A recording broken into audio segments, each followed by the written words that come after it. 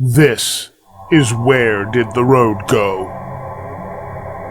Our aim is to explore the fringe, to be true skeptics and question openly, to investigate the paranormal, bring light to the dark corners of history, and give a voice to the shunned of science.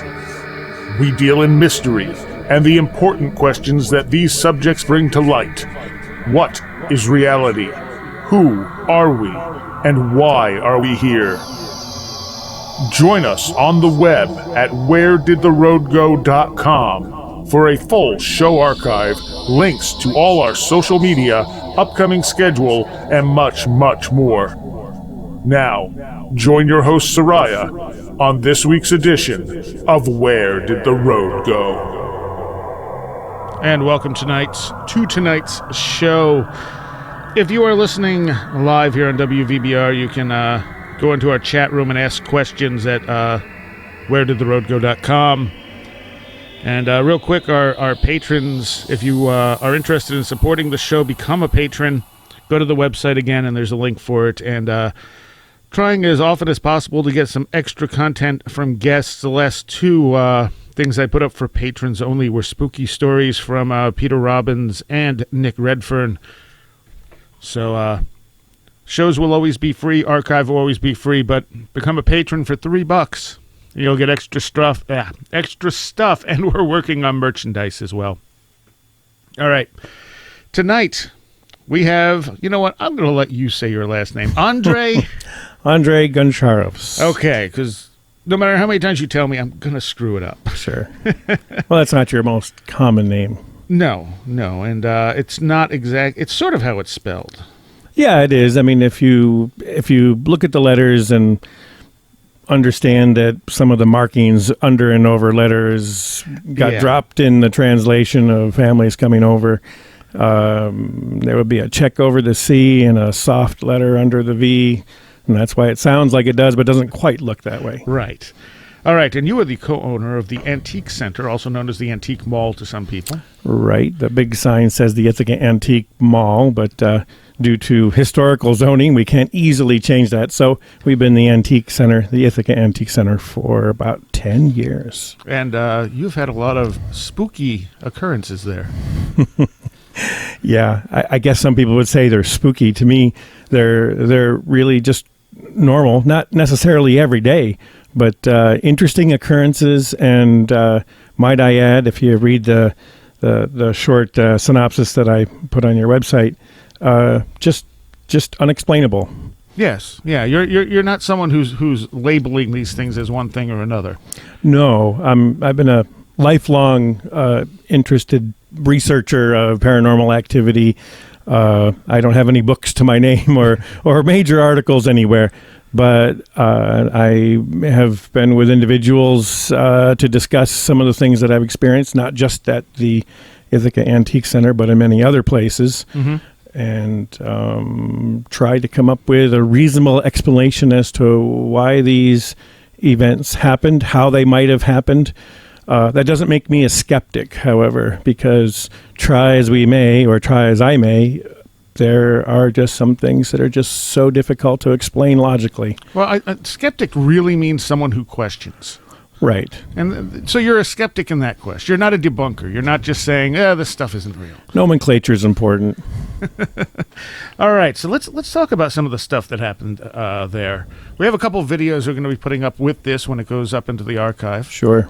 But do you want to talk about, let's start with the one with the lamp, because that was definitely an interesting that's the one that you liked a lot when you came up to visit. And we did a video for this, but to give people a better perspective on it. But sure. Tell people what happened. Sure.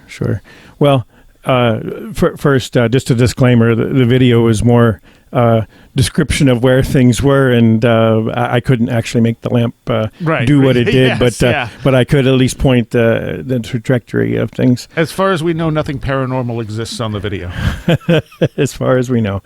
Well, these events at the Antique Center have happened over the last several years.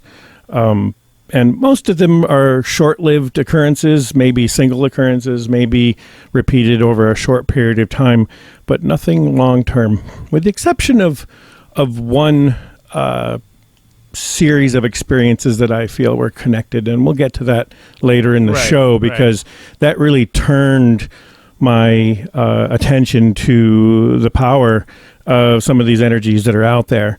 And again, I can't define them specifically because they're difficult to describe as to what they are. So they get these more generic terms like energy and spirit form. And I think that's the better way to go with it. Yeah, at least for this. At any rate, this particular incident, middle of the day, 3:00 in the afternoon, several years ago, I was at the counter. And if anyone's been to the Antique Center, they know that when you first walk in, there's a counter to the right, and then there's the showroom floor to your front and off to your left. And I was talking with an individual, who knows about what, some sort of piece of antiquity they wanted to sell or buy, having a good time with it. And there were 3 other people down the hallway directly in front of me. Along the hallway are several showcases, clear cases that are locked, that have more valuable items. On the top of these showcases are various things that don't fit into showcases that might have a little more value, such as lamps, or figures, even rocking chairs sometimes, so people won't sit in them. It's a little hard to jump 6 feet in the air and sit in a rocking chair, but they are able to be seen from the floor. These showcases are made from glass and steel, and they are about 6 feet tall. Well, we have many of them in the store, and down the way, almost to the end of the building, and I can see from the counter, pretty much every activity that happens on each side of these showcases. Well, on that first row, I'm talking to the individual. There's 2 gentlemen halfway down looking at something, holding it up. And then down about the 3rd case from the end, there's another individual about 4 feet away from the edge of the showcases. And I'm always looking around to make sure. It's my job to make sure everyone's safe, anyone has questions. And there is this oil lamp that had been converted to an electric lamp, very common in our industry. Antiques, get abused that way all the time, but sometimes just for plain functionality.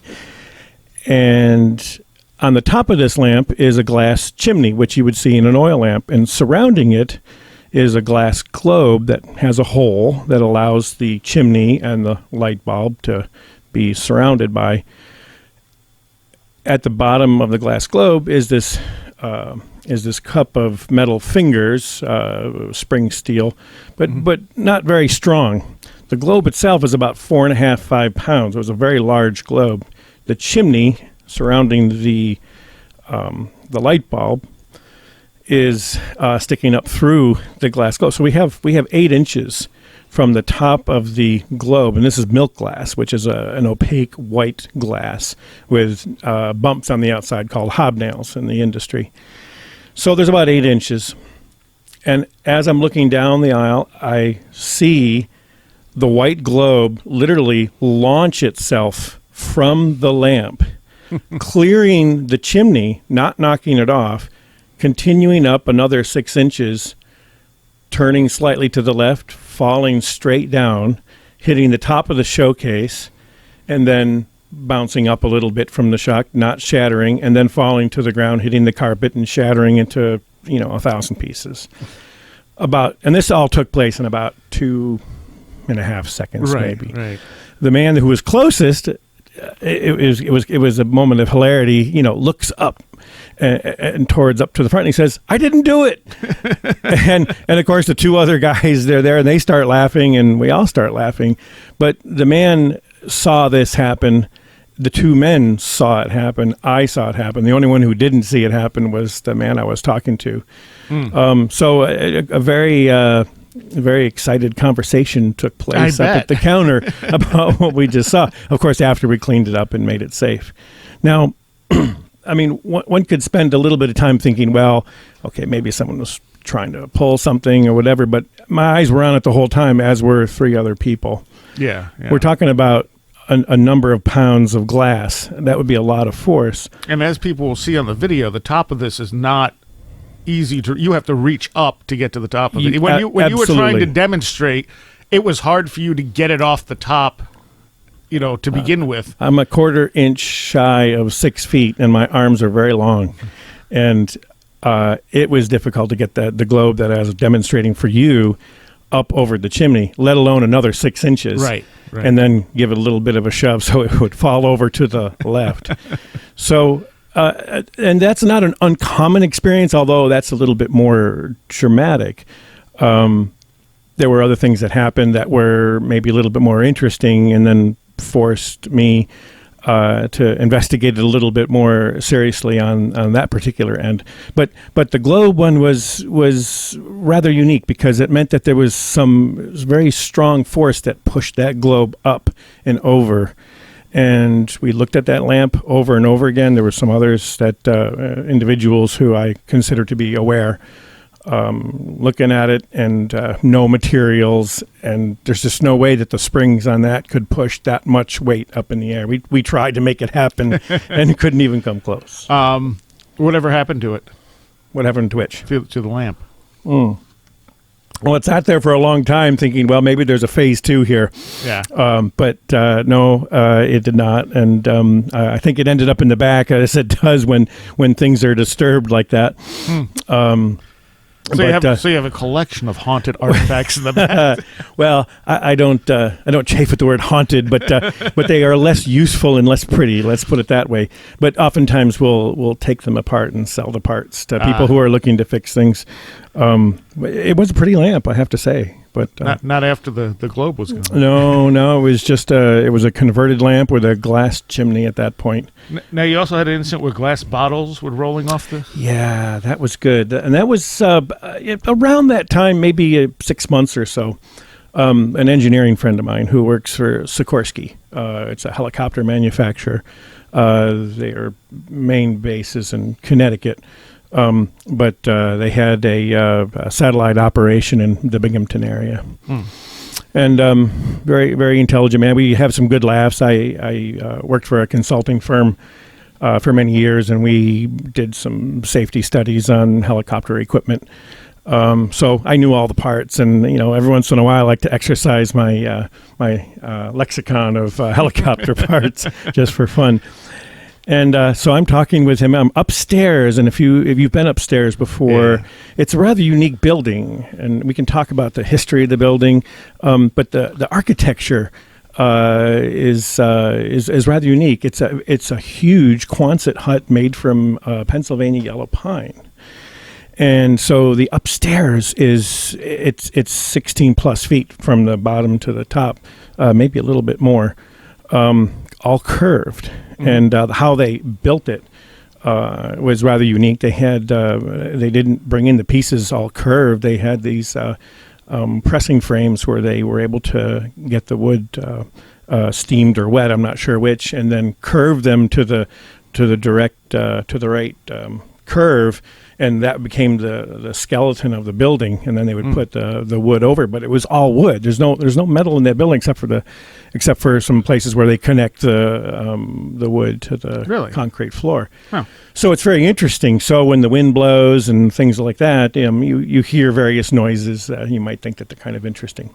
At any rate, the building doesn't really shake that much. I mean, you hear creaking, but it doesn't shake very much. It seems pretty solid. Yeah. And if you're not totally aware of how we go to business, part of the space is rented to dealerships, individuals who collect antiques, amongst which can be bottles and cans and other things to kind of fill the shelves so that they can pay the rent. So I can pay the rent and forward. And my friend from Sikorsky and I were standing in the middle of that floor upstairs, and we're talking about the very thing that we're talking about. Not that I brought it up, but he was kind of interested because he's an empiricist and he's an engineer, and things happen in helicopters that are hard to explain. And I believe it was his either girlfriend or fiance at the time who rented space in another corner. So he was up, just helping out a little bit, and we were talking. And just literally as we were talking about things like things falling off of shelves, and I said, a fairly common occurrence is things fall off walls, and glass bottles sometimes fall off of shelves and don't break. Just then, a medicinal bottle, fairly large, and I don't remember that it was Dr. Bronnenfeld's or something. It was an obscure make. You could hear it fall. You could hear it roll, and I know the sound when it hits the floor. And his eyes were about as wide open as you could imagine. He was looking at me like, "Did you just do that?" And I said, without him saying it, I said, "No, I didn't do that. That just happened." And it happens a little more frequently than you think. Now, of course, bottles can fall over and whatnot, but the timing of it, was just very synchronistic. It was more unnerving for him because I've experienced it enough. So the synchronicity was there, yeah. And there's nothing else more to explain. I mean, I walked over, there's the bottle on the floor. It rolled in between other two bottles. So it took some finesse to get that bottle from the back shelf between the two bottles to roll it and make it hit the floor. Nice. So somebody was creative. So tell us a little history of the building. Yeah. Well, the building was built in 1949. It was the first commercial leap forward for a company called Babcock Poultry. Many of the locals who were aware of the local business history knew that Monroe Babcock was a very intelligent man, was into breeding chickens, and his timing was perfect. He was a Cornell grad, understood chickens and breeding, and got started downtown, and this was the first big building that they built. I believe it was financed locally. It was designed by a firm out of New York City. This was a unique building altogether. And of course, as not too many years went by, building architecture changed for agricultural buildings, mostly because of costs. So this didn't become the golden maxim, as it were, of buildings of the future. But at the moment, it was. So, and there's a lot of stories about, things happening in that first building. And of course, because his business grew so fast, they put up many more buildings in the nearby, including ones across the street and down the way and near the house. And they employed up to 1,300 people at one time. Wow. There's a good ebook online. You can just look it up and get the history of the business. Interestingly enough, and this doesn't necessarily have to do with things, but the one thing that Monroe Babcock that I learned about history, and I love industrial history, it's always been something that I've been interested in. He fell in love with this Scotch pine that was out in the field to the direct south of the building. And that tree grew. You see pictures, aerial pictures, and as the year goes on, this Scotch pine is, taller and whatnot, but it's very, very much alone. There's nothing else around it. And apparently, and if you look at that ebook that someone wrote from Florida, and you look at what's being talked about the history and about the theology, so to speak, of the company, that pine shows up over and over again. It even shows up in the company logo, which is very interesting. Sometime in the mid-'70s, maybe right towards the end of the business, I mean, it split up in several ways. It was hit by lightning. And Monroe he was in his probably his 60s or 70s then, apparently was very upset and almost despondent over the fact that his tree was hit and killed and burned out in the field. The interesting thing is that the back building, there's another building that was built and attached to ours at one time, but different, but is now being rented to artists and musicians. There was a woman who was writing songs in the back, children's songs mostly. And, we got to be friends. She had a whole CD. So, heck, I have customers. They love listening to local music, and I play it all the time. I put it on. The first song is one called The Lonesome Pine. And I said, you must know the history of the Babcock Farms. She had no idea. She wrote an entire song about this pine tree is not out there. It's been gone for 30 plus 40 years. And she wrote a song about it, about this lonesome pine providing, comfort and wisdom to people and to kids and things like that. So here you have not a thing, but you have an influence of some kind. I'm not saying that the owner of the business influenced her, but how did she pick up that information? Yeah, what are the chances she'll write that particular song? Seriously. It's a great song. I wish I had brought a CD of it. You could have played it, but I'm sure we could do that in the future. But it's a good example of someone that I would call an aware. Someone who's more than sensitive, right, but aware of and able to actually express feelings and know the hows, whys, and wheres of what in event or energy that she or he is feeling. And when did it become an antique place? So we get back. About 11 or 12 years ago. What was it in between? In between, it was empty, and then before that, it was a cidery, one of the local cider companies. Before making fermented cider was cool, and they tried to give it a shot, but they didn't. They moved up the lake and have now become a great success. So, so it wasn't meant to be. But they were only there for a short period of time. I actually looked at that building about 10 years prior to it becoming an antique center as a document storage building. I fell in love with the upstairs, and back to the stories. People would come in and say, "I used to work here. We used to go upstairs," and I remember when I looked at it as a document storage business, that there was 2 basketball hoops on far ends. That's a long building. Yeah, we're talking we're talking about 3 basketball court lengths. Yeah. So there must have been some really crazy basketball games up there. I knew that they used it for storage, but nonetheless, a lot of people worked there. A lot of people went through there. As far as I can tell, there was nobody that ever passed away in the building.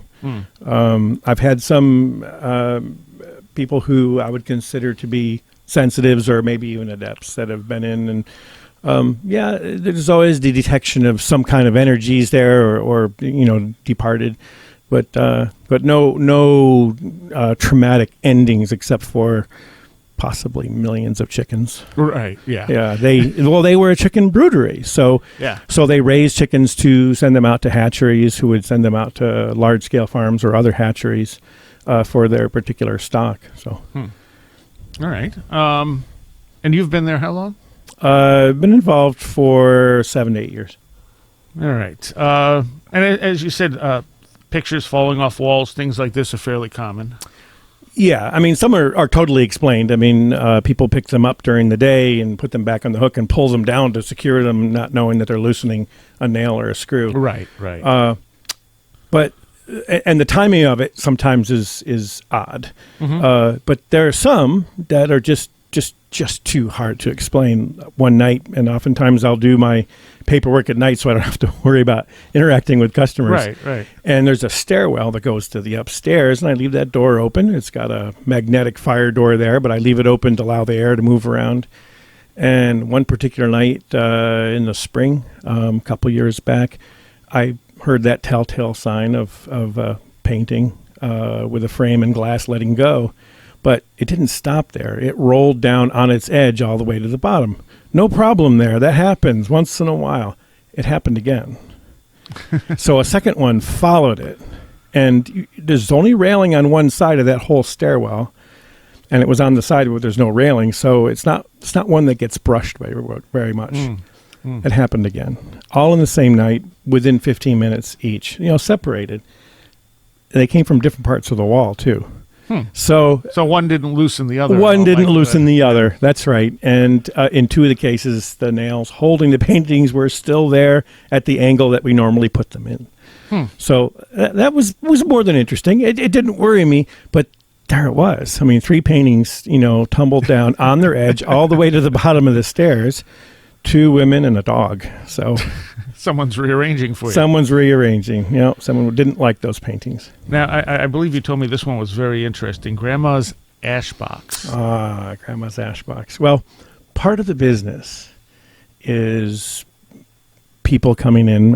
I call them pickers, but they can be anybody really, with items from their households, from the basement of where they live, grandma's stuff, their uncles or whatever. And for the most part, I think it's all legitimate. But every once in a while, you get one that, you don't know if their story's quite right, and you have to question them further and tell them they have to take their stuff and go.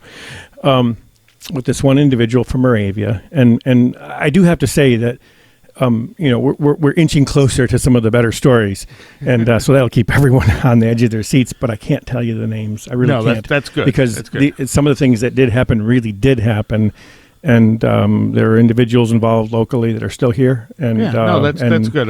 It's better not to name names. Yeah, for a good number of reasons. Yes. All right. So Grandma's ashbox. We actually, when the box came in, it was a very ornate box, velvet lined, puffy. And the gentleman who brought it in said, well, this box has been kicking around the house for a while. And my uncle kept his guns in it. He had a couple of pistols that he kept in it. And apparently this gentleman's wife no longer wanted to have the box in the house. And he was about maybe 50 years old, farmer type. Mm-hmm. And he brought the box in, and I said, this looks just the kind of thing. It's kind of antique-y, maybe it had another purpose somewhere, but clearly you could fit a pistol or two in there and put it away and put it on the mantle and wait for the duel or whatever you're going to do with it, or just show it off. There were no guns in it, of course. So I said, all right, I'll purchase the box. And away he goes, happy to go off and buy some beer or milk. And the box sits in the corner. Well, the very next day, someone comes in and looks at the box and says, I feel so compelled to just be near this box, to pick this box up, to look at this box. And he brought it up, and he's looking at it, and he says, it looks so familiar. The next day, another person comes in and he reacts very similarly, very attracted to this box. And, weird things happen. I mean, even today, this morning, the topic was spies, and it seemed to come up everywhere. I mean, people were talking about spies, and I don't know who's driving this stuff. The topic of the day, I certainly didn't start it. But this box was of great interest. Well, this goes on for about a week. And people picking up the box, not every single day, but a week and a couple of days. And this one girl comes in, and she says, I have to have this box. This box is talking to me to get this box.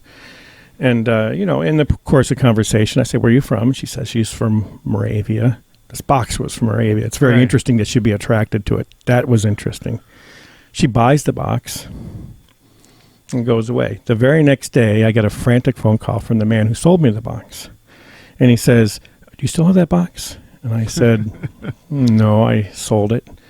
That's what I do. I buy things and I resell them, it's pretty normal. He says, well, I said, that wasn't my uncle's gun box. That was my grandmother's ashbox. So he sold his grandmother's box. It turns out that, and this girl, purchased it, lives in Moravia, knows the family, returned the box. She, we were able to get in touch with her, return the box. How did that happen? I mean, how did that girl, feel so compelled and being where she was from to purchase that box and do that? And the grandma must have been pretty upset. But there again, you have this connection with a thing. And I know that, you've talked about that. I mean, my experiences are oftentimes around things and items, because that's what I do for a living. Sure, yeah. But most people, their experiences are about in and around things. And as someone who's interested in paranormal activity, I mean, seems to be a natural conclusion that departed spirits or energies can be stuck to an item, and then, and I have trouble with the intelligent acting on things. I don't buy that, but some of that energy must have some influence on whoever comes in contact with or another items around it. But interestingly enough, after that box left, people, would come in and they would note the spot because they saw the box before, but note it was gone, and they didn't have feelings. I would test them. I would say, what did you feel when you? So when that box was there, they noted feelings that they had around that box. So that I mean, there's nothing threatening about it, nothing at all, but fascinating, simply fascinating. Yeah, very subtle. Yes. Good choice of words. Now, on the not so subtle level, let's talk about the turtles. I think this was the first story you told me. Yeah, you came in for a shopping reason or something. And it's funny because I think we had a turtle to sell you. Maybe that was it. And that's how the story came about. The turtles. Well, I've been known to play jokes on people and even people I don't know sometimes. Mm-hmm. And that sometimes means just curious placement of figures and figures of animals. I had these 2 porcelain turtles, identical left and right. And I put them on top of the cooler, which when you come in the door, the old one was to the left. And it had a nice little shelf up on top. And I put the 2 turtles up there. Well, they were there for 2.5 years up there watching over everything. You know, sometimes people who got to know them would wave a little bit. Nothing too mysterious about these turtles. How big were they? They're about as big as my fist, maybe a little smaller. Okay. So nothing huge. Nothing huge, but a little bit of weight. The turtle's next out of the box. In August of the year where the activity started, one morning I came in and the turtles are off the cooler and they're on the floor directly in front of the door. You know, akimbo, one outside, the other one kind of facing the cooler.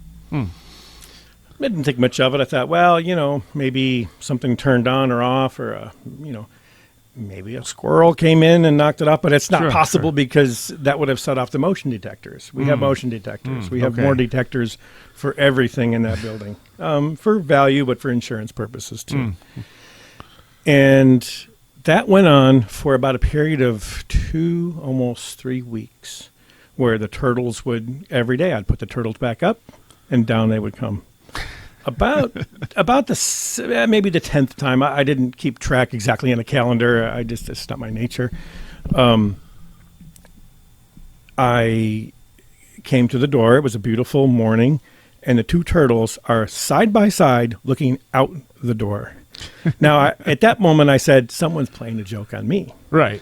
And I thought, well, we're going to get to the bottom of this, one way or another. So I go and check the security cameras, which I had one on the door at the time, and I had one at the counter. And I go through the fast forwards. There's nothing in it. And it wasn't right on the turtles. So you couldn't, if they had fallen off. But I could see if someone walked by. Okay. Nobody went by the whole night. So I thought, okay, someone could be smarter than me and really playing a fast joke and maybe came around the other way.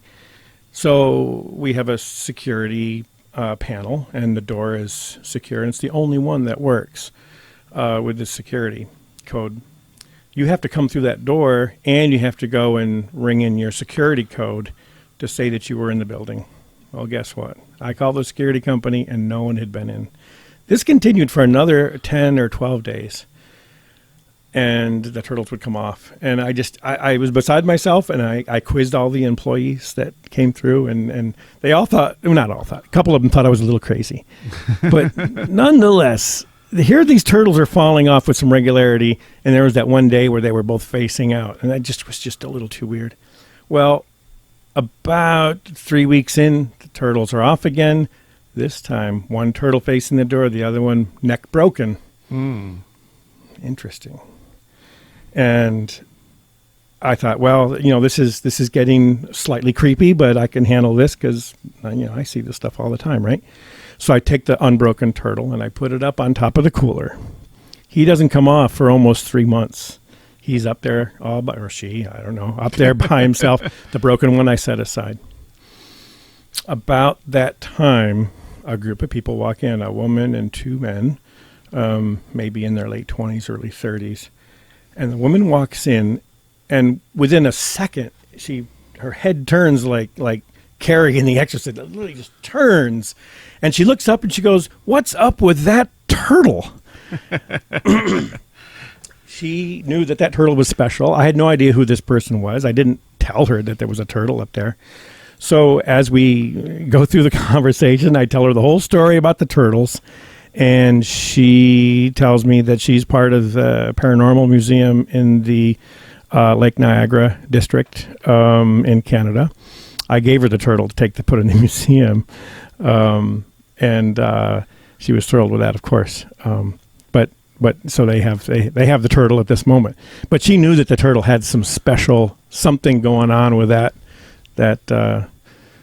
with that figure. And you said that museum is closed now? It's now closed. That's too bad. Somebody got all the contents, so I'm going to see if we can chase down the turtle and see if we can continue the experience or not. But clearly, how did those turtles come off that cooler so often? Yeah. And why did they come off exactly that way? All right, we're going to take a quick break. We'll be back with Andre. Where Did the Road Go can be heard first and usually live on WVBR Saturday nights at 11 p.m. Eastern. Go to wheredidtheroadgo.com to ask questions of our live guests through the chat room. Where Did the Road Go is then re-aired on Dark Matter Radio and Deprogrammed Radio. You can download all shows for free on the website, and you can subscribe to us on Stitcher, iTunes, YouTube, or Vimeo. Additional content can be found on our video channels. You will also find our upcoming schedule, book reviews, blogs, free book downloads, links, and more. We are also on Facebook and Twitter, and if you want to help support the show, there are links to donate to us. Everything you need can be found at wheredidtheroadgo.com.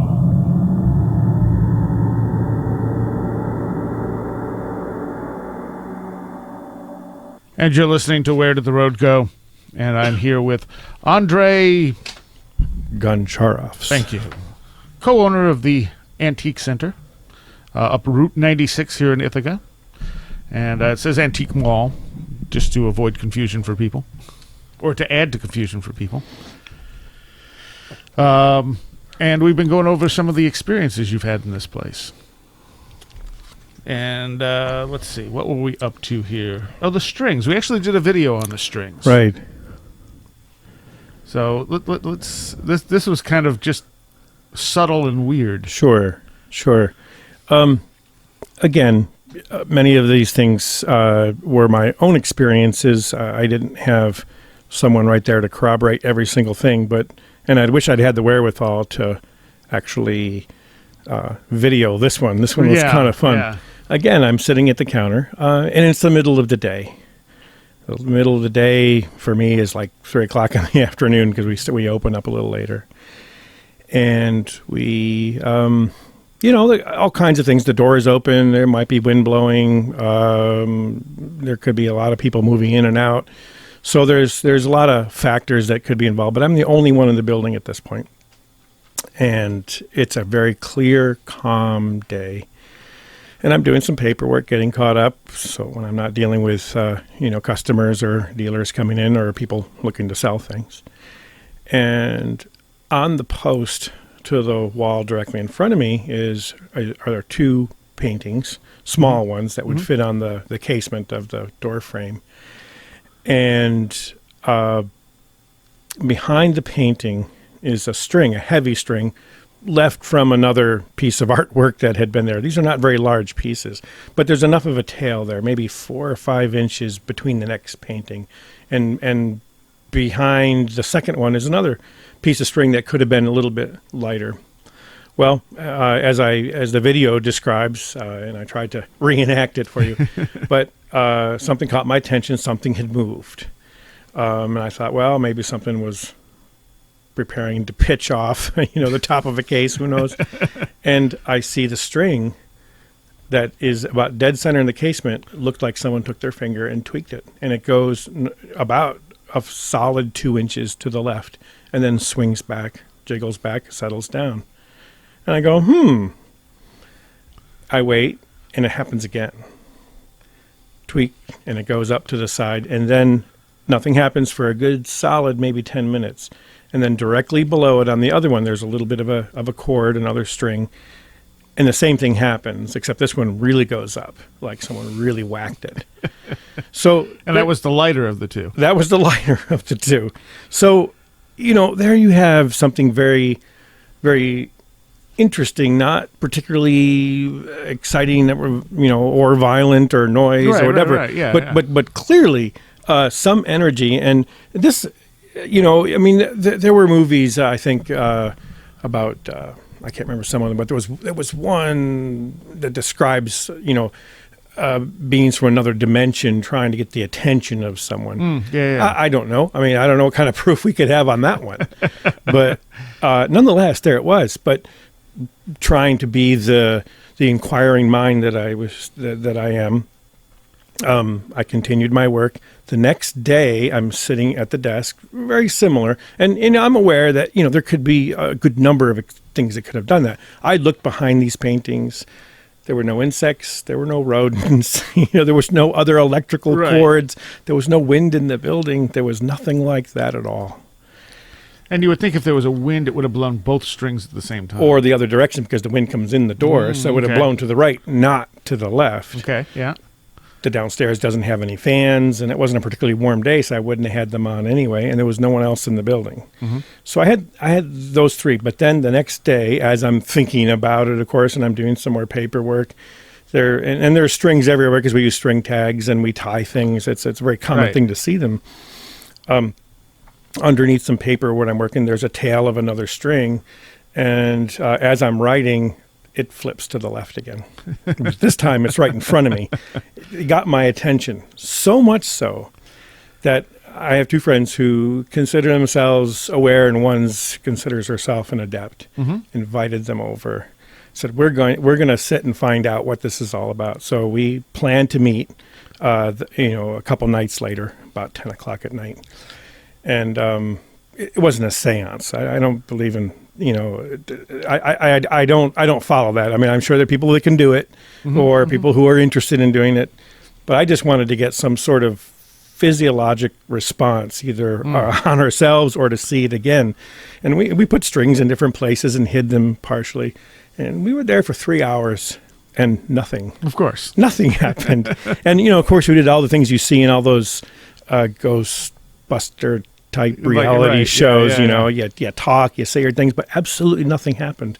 And as I explained earlier, these things happen for a short time, and then they stop happening. Well, interestingly enough, about a couple of weeks later, those paintings sold, and the cord was there for a while.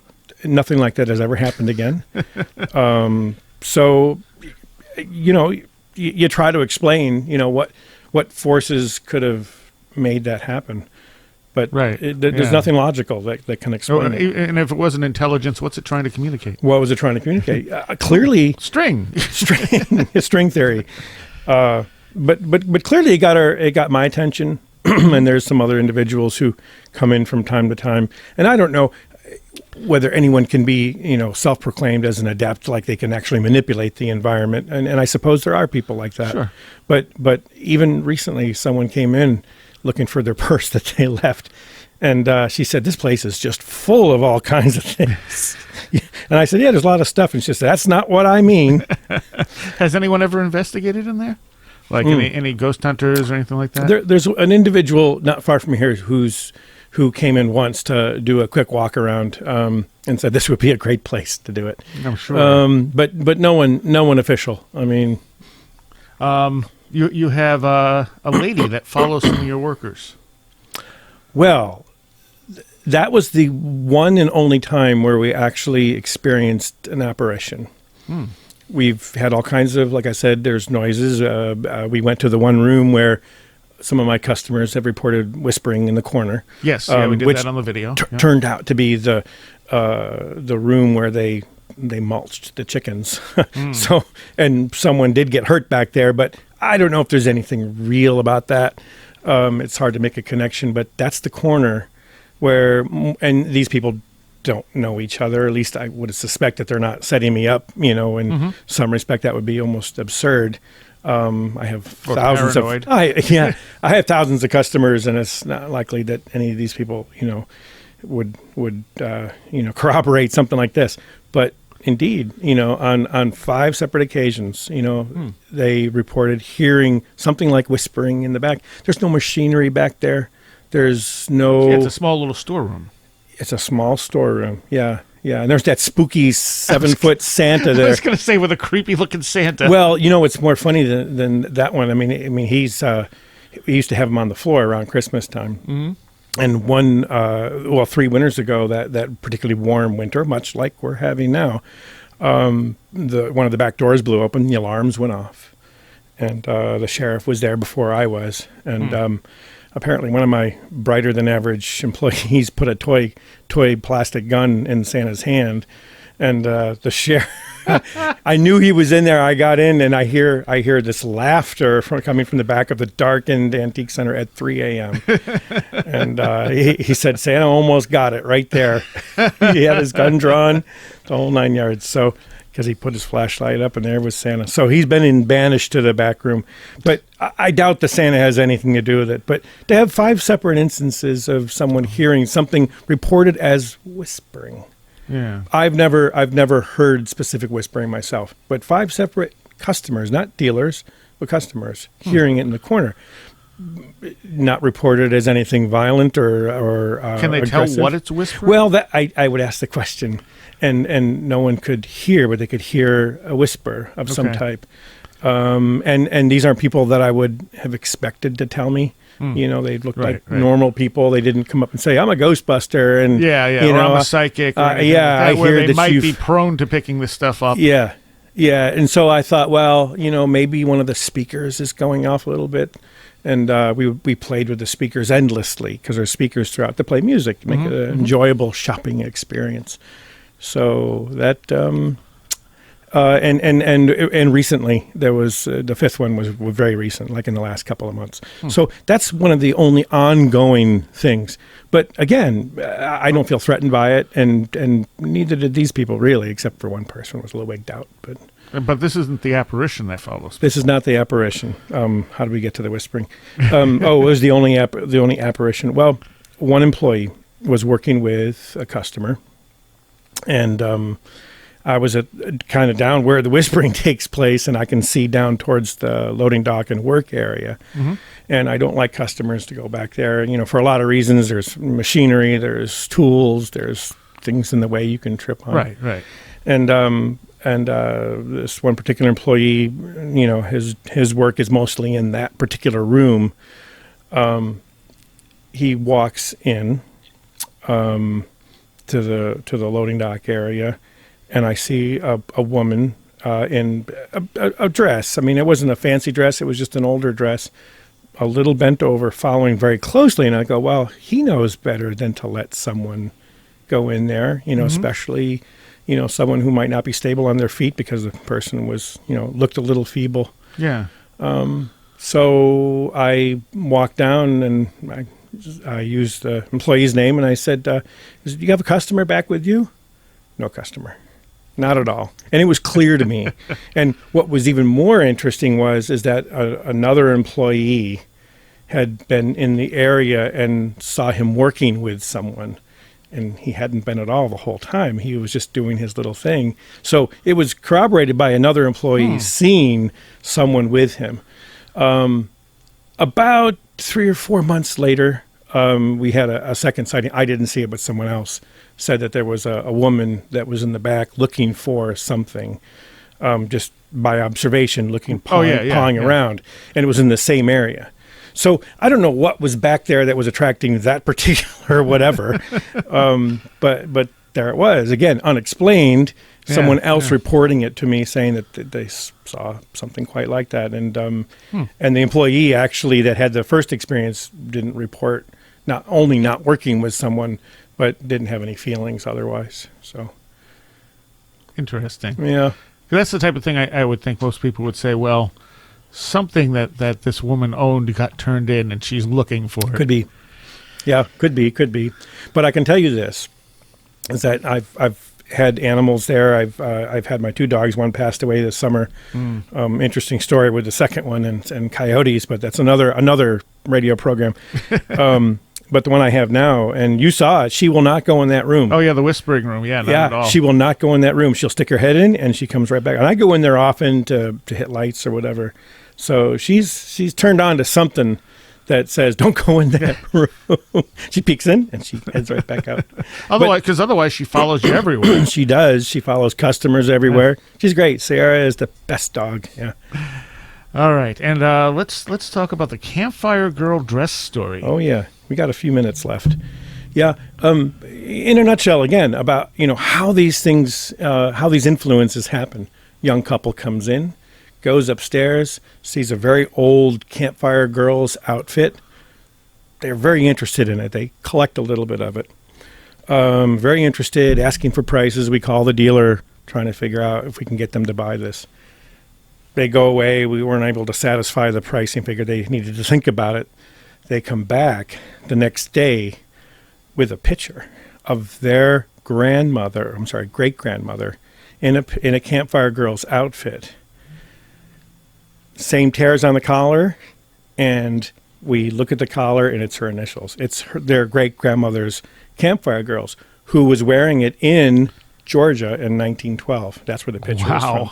So, and these people are from, Iowa. So they come all the way to New York State, and they find their great-grandmother's Campfire Girls outfit, same initials, same holes in the picture.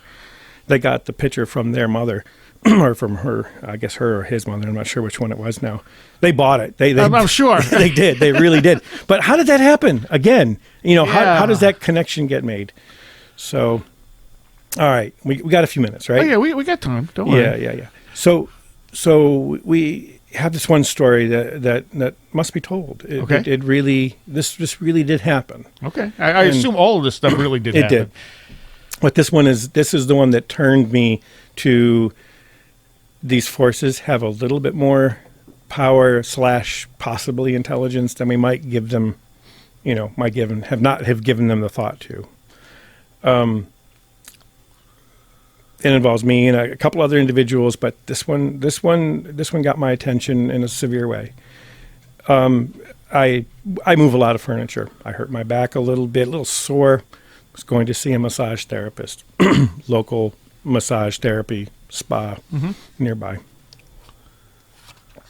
And usually I don't have time. This is a Sunday night. I can only get in later at night, sometimes after the shop is closed. And I go, I'm all set up, got the appointment. I'm going to get that back straightened out. It's going to work out great. The massage therapist is very good with moving the muscles around, but she's also very aware, extremely aware. A lot of them what are. Kinds of things are. Yeah, many of them are. But this one was a good fit. I'm sitting in the waiting room. I'm the last person, and I feel as if someone's breathing in my face. And I open my eyes. There's nothing there. Again, breathing in my face. This goes on over 3 or 4 minutes. And it wasn't like HVAC air. It was like human breath. And I'm not saying that I knew exactly that's what it was, but I could feel the air in my face, and it felt like it was from someone. I'm in the room now. I'm getting the massage, and I just have to ask. I said, did somebody pass on recently here? And I wouldn't normally even be talking about this because I don't go after this kind of stuff at all. I really, really don't. And the massage therapist stops, and I could hear her take a deep breath, and she goes, one of my clients who I had been working with for a couple years just died of cancer. It was a female in her late 20s, but literally died 2 days before. What took place over the next several days is, really tested my credulity. I mean, I was okay with that explanation, that experience. The next night I had paperwork to do. It was late. It was 9, 10 o'clock at night. I usually pulled my vehicle up. It was in February. And I didn't know who this person was, by the way, who had passed away. I didn't have a name because she respected that relationship, and I didn't ask. So I didn't know who this was. I just knew that she was a female partner. And there I was doing my paperwork, and my car was pulled up to the door for safety reasons because I'm out in a rural area, and I just want to be safe and make sure. I had turned on the car, let the lights on, and so that there would be enough light flooded in the area. The lights in my van start to turn on and off irregularly, periodically, for about 10 minutes. Now, this is an older van. I no longer have it. But that was strange that would electrically be happening at that moment. On and off, on and off, on and off. I go out, checked it out. I thought maybe someone was playing a game. Sure. I had that door. I had the doors locked. There's no one in that. No dogs, no cats, no rats, no puppy dogs, nothing. And so I turned it all off. No more lights. That night at 3:30 a.m., the alarms go off, the motion detectors. I'm back there with the sheriff. We search.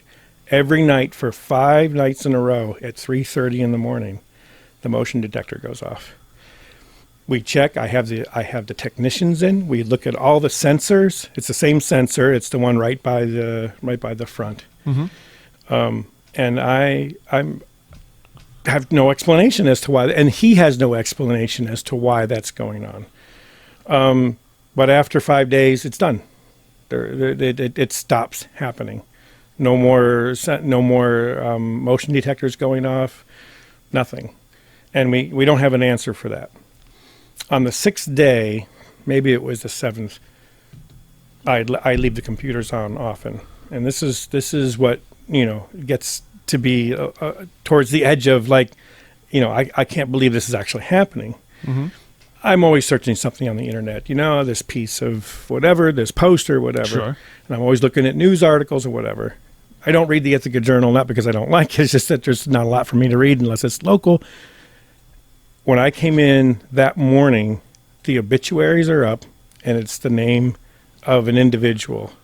I can't tell you the name. That's fine. Individual. And I say, well, this is interesting. And I said, I don't remember looking it up. Mm-hmm. And I look at that name, and I start researching, and it was she had Facebooks up, trying to help her get through this disease that she was having to raise money, and it just didn't, it didn't materialize. She passed away, but Mm-hmm. it was heart-wrenching to read these things. I'm sure.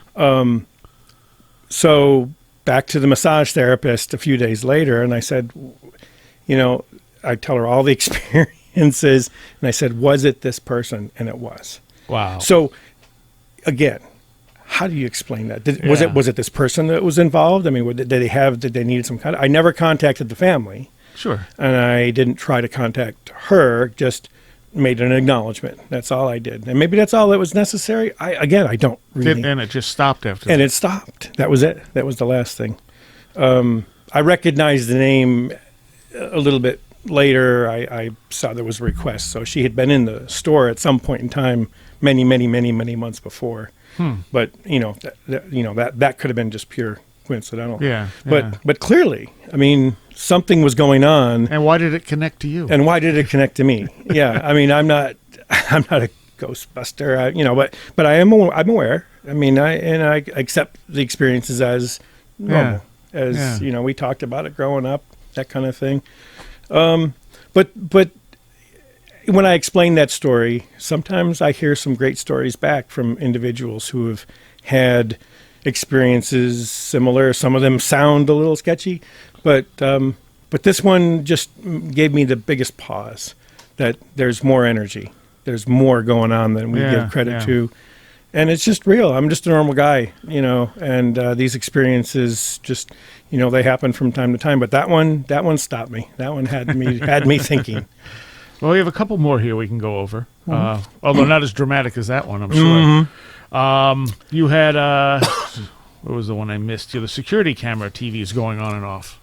Yeah, that was another one where I checked with one of my employees, and I said, I know you're playing a joke on me, but the security cameras, and this was a long time ago, maybe 4 or 5 years ago, where this older closed-circuit TV was perched on top of one of the cases. And I would come in the morning, and there it's on, and we were supposed to turn it off. It was part of the game, because we don't need to watch the camera at night because there's no one there. The cameras can record on their own. Yeah. And, a similar procedure, went through the whole thing, but somehow that thing was turning itself on every single night for about 2 weeks. And then it stopped. We got rid of the TV. Is that why it stopped? No, it stopped on its own, but we got a new system, so. But it was weird, was there anything else associated with it? No, but clearly, electrical devices are sensitive to this sort of thing. Oh, yeah, or maybe absolutely. just in my building, I'm not sure. But there's another instance of a short-term repeated action that started and then stopped. And one of the ones that's recurring, you said, is a floor creak at 5 p.m. Well, and that one, and that's interesting because that's where I did take little notes as to what are my experiences. Is it the sun? Is it the building cooling down? When it's dark at 4:30 and it creaks at 5, or it's totally bright till 9 and it creaks at 5. Yeah, it's not going to be. You can take out thermal expansion right off the plate. It's just not happening. But not every time, but with some regularity. And now, of course, I did a little bit of research with some former employees, and 5 o'clock was quitting time for a lot of people, especially people who are working in the upstairs. So I don't know. That's a curious one. It's not a strange sound, but other people have noticed it. Mm-hmm. There's a fella who comes and helps out once in a while. And he says, I've been upstairs, and he comes in around 5 o'clock and says that the whole floor starts to creak right around 5 o'clock. Oh, the whole floor. Oh yeah. It goes from one end to the other. It's like something fairly large and expansive. But why at 5 o'clock? Yeah. Why at 5 o'clock? Okay, now that it's the whole floor, it's even weirder. Mm-hmm.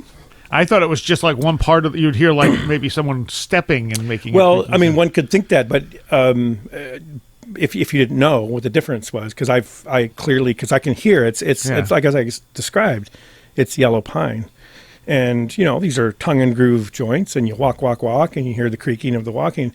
This is like a wave form of some kind rolling across. Yep. Interesting. You have a cold spot in the center of the building. Yeah, there was one that showed up, and it wasn't because our furnace wasn't working. This happened over a period of one winter, and in fact, it was a not cold winter. It was the one that was a fairly warm winter, and sure enough, this cold spot reoccurred right in a walkway where there's plenty of air movement. And I had blowers and other heating devices that were nearby. But why? I mean, customers, again, reported, that there's a spot here where the heater isn't working. Well, there was no heater there at all, to work.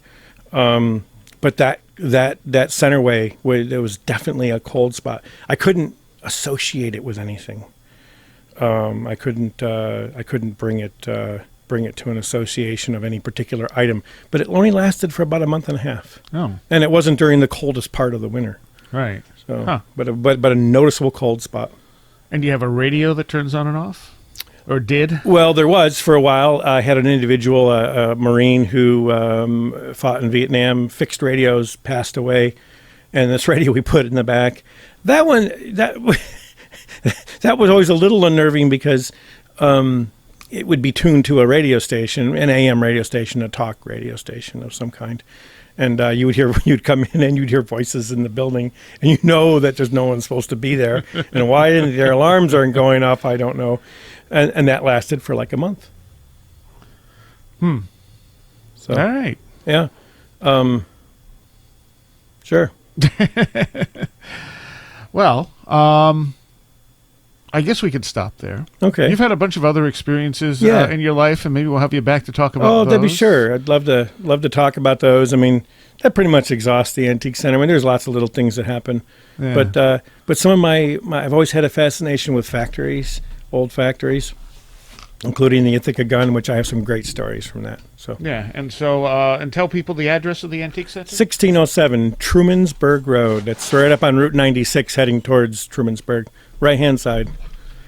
All right, so people can come see you. Oh, they sure can, and I'll be happy to talk with them. And maybe we can do some kind of investigation there someday. Oh, sure, why not? See if we can pick anything up. Yeah. You should set up a video camera at 5 o'clock and see if you can get the floor. I got video cameras all over the place. I look at them, believe me. Do you ever get anything on the video cameras? No, not really. I mean, there's occasionally a wisp of something that blows by, but that could be anything. Yeah. Yeah. That's hard. Yeah. Unless it's like a human shape that shouldn't be there. Yeah. Too bad you never caught the apparition on the video camera. That would have been great. So, well, thank you very much for coming out. Sure.